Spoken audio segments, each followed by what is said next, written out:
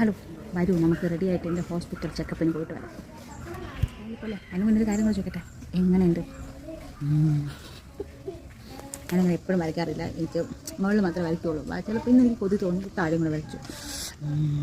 ഉണ്ടക്കണിയായിട്ടില്ലേ? ശരി, ബാക്കി നമുക്ക് റെഡി ആയിട്ട് കാണാം. ഉച്ചയ്ക്കത്തെ ചോറ് കഴിക്കാണ്ട് എങ്ങനെയാണ് നമ്മൾ പോണത്? ഈ വിശക്കൂലേ അവിടെ പോയിരിക്കുമ്പോൾ?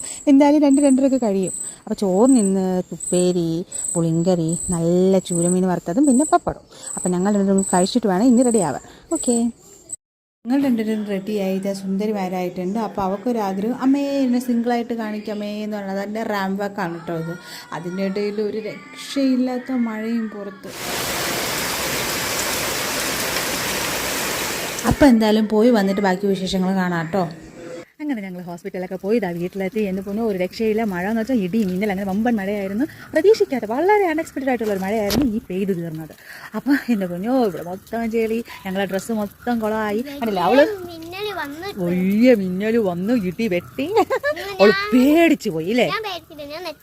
അതെ, അവൾ നെട്ടിപ്പോയി. അവളപ്പോൾ ആശാത്തി മഞ്ചിലാണ്. സംഭവം എന്താ വെച്ചാൽ മഞ്ചിന് വേണ്ടിയിട്ടാണ് കൂടെ വന്നത്. അറിയാം, വന്നു കഴിഞ്ഞാൽ എന്തെങ്കിലും ഒക്കെ ഞാൻ വാങ്ങിച്ചു കൊടുക്കുമെന്ന് അറിയാം. അങ്ങനെ അയ്യോ വീട്ടിലെത്തിയപ്പോഴാണ് ഒരു സമാധാനം. ഭയങ്കര മഴയായിരുന്നു, മൊത്തം നെയ്യാറ്റിങ്ങനെ ടോട്ടലായിട്ട്. അങ്ങനെ പിന്നെ എന്താ, ഇനി വേറെ കുഴപ്പമൊന്നുമില്ല, ഓക്കെയാണ്. പിന്നെ ഇനി നെക്സ്റ്റ് വീക്ക് പോയാൽ മതി. ഒ പിയിൽ ഞാനിതുവരെ കാണിച്ചിട്ടില്ല. അപ്പോൾ ഇനി നെക്സ്റ്റ് വീക്ക് പോയി ഒ പിയിൽ കാണിക്കണം. പിന്നെ അത് കഴിഞ്ഞ് ഇപ്പോൾ എനിക്ക് 7 മന്ത് റണ്ണിങ് ആണ്. അപ്പോൾ സ്കാനിങ് കാര്യങ്ങൾ അങ്ങനത്തെ ഒരു ഇത് അതൊക്കെ നെക്സ്റ്റ് വീക്ക് ഇനി പറയത്തുള്ളൂ. പിന്നെ എന്താണ്, പിന്നെ ഇനി ഞങ്ങൾ പൈപ്പിൽ വെള്ളമുണ്ട്. അപ്പോൾ വെള്ളം പിടിച്ച് നിറയ്ക്കണം. ഓൾറെഡി ടാങ്കിൽ നിറഞ്ഞായിരിക്കണം. അപ്പോൾ കുറച്ച് വെള്ളം എടുത്തിട്ടുണ്ടായിരുന്നു. പിന്നെ അപ്പോൾ വെള്ളം എന്തായാലും ഉണ്ട്. അപ്പോൾ കുറച്ച് വെള്ളം നിറയ്ക്കാനുണ്ട്. അപ്പോൾ അങ്ങനെ വീട്ടിനകത്ത് നിറയ്ക്കാനുണ്ട്.